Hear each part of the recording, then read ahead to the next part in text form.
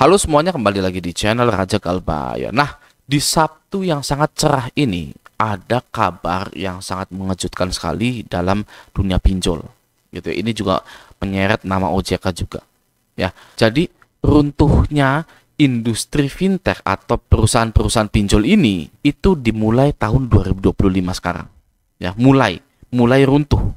Oke, satu persatu. Karena OJK digugat oleh korban dari pinjol, di mana mereka ini tidak bisa mendapatkan uangnya kembali. Langsung saja kita lihat beritanya di sini ya. Nah, di sini dari Detik Finance gitu ya. Korban gagal bayar gugat OJK, Asosiasi Fintech buka suara. Nah, jadi sebelum kita membaca, harus saya infokan dulu bahwa yang namanya konsumen di dalam dunia pinjol atau dalam industri fintech itu ada dua.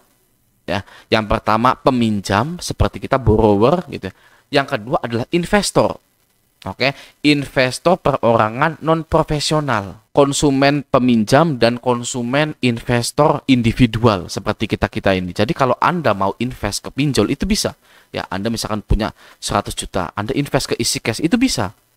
Ya, nanti Anda dapat riba berapa, dapat bunga berapa gitu kan. Nah, di berita ini korbannya itu adalah investor individual non profesional. Jadi para investor ini menjadi korban gagal bayar karena gagal bayar sedang tinggi-tingginya, makin marak orang yang gagal bayar, tidak tua, tidak muda, itu semuanya sedang gagal bayar. Sehingga para investor-investor ini ya menggugat OJK karena satu alasan, uangnya tidak kembali gitu ya. Kalau uangnya kembali ya tidak akan digugat gitu kan. Bisa kita lihat beritanya di sini ya. Langsung saja saya ambil yang pentingnya saja di sini ya.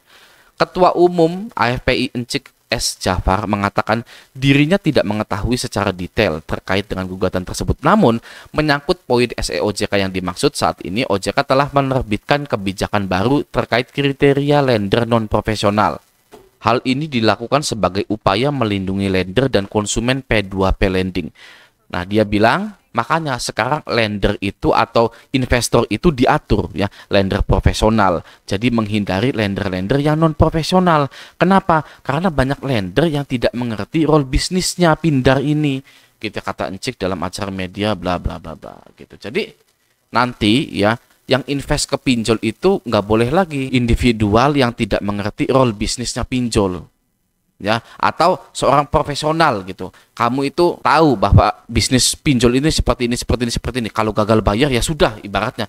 Kalau uang investasi kamu di pinjol A dan nasabah pinjol A ini gagal bayar, maka tidak bisa minta kembali. Nggak bisa kamu minta ganti rugi gitu kan. Ya sudah hilang. Ya, kasarnya seperti itu. Oke. Jadi sekarang ini karena gelombang gagal bayar ini seperti tsunami yang tinggi sekali gitu kan, menghasilkan konsumen investor ini itu mengalami kerugian dan menggugat OJK. Berita ini adalah wujud dari awal mula runtuhnya industri fintech ini. Ya, dulu beritanya korban bunuh diri, dulu beritanya korban nasabah ini dicaci maki, ya kan. Dulu beritanya selalu tentang nasabah peminjam yang minjem, ya kan, lalu galbay gitu. Sekarang ya beritanya itu mulai muncul dari para investor pinjol yang merugi. Ya, apalagi kalau bukan yang namanya keruntuhan dari industri fintech ini. Banyak orang yang mengatakan bahwa tidak mungkin perusahaan-perusahaan ini adalah perusahaan yang sangat besar sekali, tidak akan mendapatkan gangguan keuangan hanya karena galbay gitu kan. Wah, berarti Anda tidak percaya kiamat. Ya, betul loh. Sudah dituliskan bahwa dunia ini akan kiamat. Kenapa Anda bisa berpikir bahwa ada sebuah perusahaan yang tidak ada akhirnya? Ya, jangan pernah menganggap bahwa perusahaan pinjol-pinjol ini perusahaan besar. Ya. Nah, artinya apa untuk kita? Untuk para nasabah yang gagal bayar. Artinya adalah kita ini tidak sendirian. Bahkan semakin banyak orang yang gagal bayar. Gitu ya. Kenapa seperti itu? Kok bisa gitu ya? Makin banyak orang yang gagal bayar gitu. Karena ya, satu jawabannya, pinjol itu memang tidak cocok untuk manusia. Ya, lucu ya, pinjol tidak cocok dengan manusia, tapi itu kenyataannya.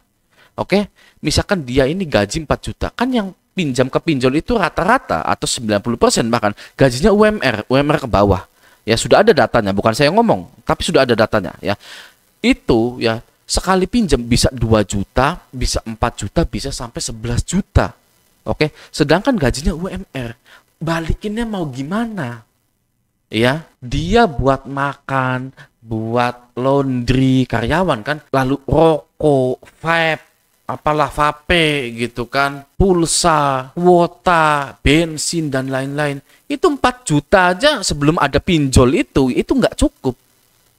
Ya, ditambah pinjol lagi. Waduh, dari mana? Makanya ya kan banyak yang jual hartanya. Sebenarnya ternyata ya dia itu kaya raya. Banyak orang yang tidak menyadari bahwa dirinya itu kaya raya. Ya, dia jadi karyawan, gaji UMR bertahun-tahun, 10 tahun. Kejerat pinjol ternyata masih bisa menggadaikan sertifikat tanah sebesar ratusan juta. Ya, tapi ratusan juta tersebut untuk bayar pinjol. Andaikan saja bisa dipakai untuk menunjang pekerjaan lebih baik lagi, ya. Banyak juga pengguna pinjol ini yang ternyata menyadari bahwa dia itu tidak mencintai istrinya, tidak mencintai pasangannya. Kok bisa? Ya, yang tadinya saling mencintai, ya kan, setelah kelilit pinjol jadi tidak saling mencintai. Nah, kenapa? Ya kan, ya bisa kita rasakan dan bisa kita pikirkan sendiri hal tersebut.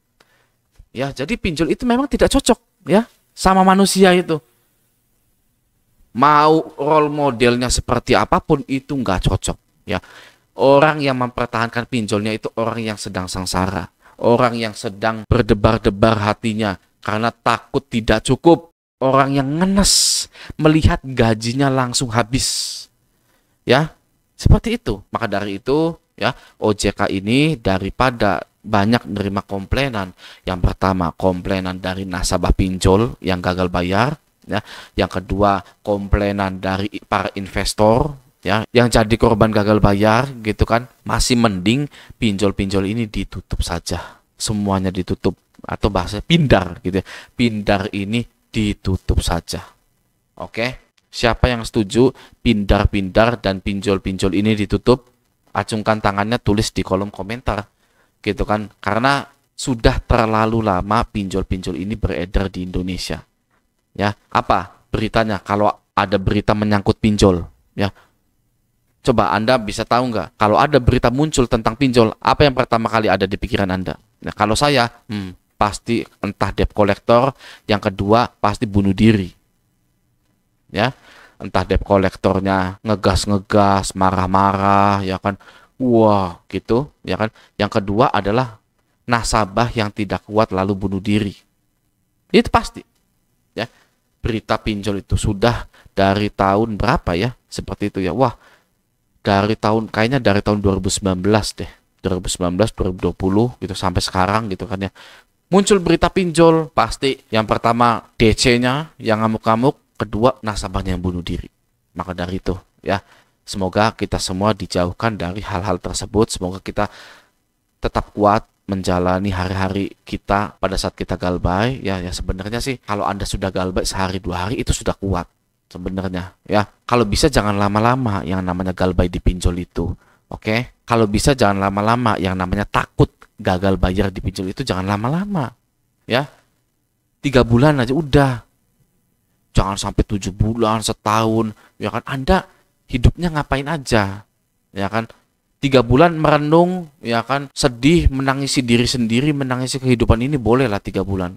Tapi bulan keempat, bulan kelima ya sudah ya, Anda lanjutkan. Coba, ini saya nih bisa terjerat pinjol ini karena ekonominya kurang baik gitu kan. Saya ingin memperbaiki ekonomi. Coba mulai dari langkah kecil. Dari apa? Dari Gojek, dari Shopee Food, ya kan. Misalkan kita punya motor gitu. Ya sudah, kita gunakan, ya kan. Lalu sambil ngegojek, lamar-lamar kerja di mana. Sudah keterima, ya sudah, ulet misalkan di situ. Atau punya modal, ya kita buka usaha kecil-kecilan yang sekiranya usaha itu tidak mudah membuat Anda itu bangkrut gitu ya, atau selalu ada konsumennya. Apa bang usahanya? Cari ya. Kalau mudah semua orang kaya, Anda harus mencarinya ya. Oke, pesan saya, jangan sampai pinjol-pinjol ini merusak kehidupan Anda Oke, seperti yang saya tadi bilang, pinjol-pinjol ini bisa membuat orang yang tadinya miskin bisa berubah menjadi kaya karena menggadaikan sertifikat rumahnya 100 juta untuk bayar pinjol.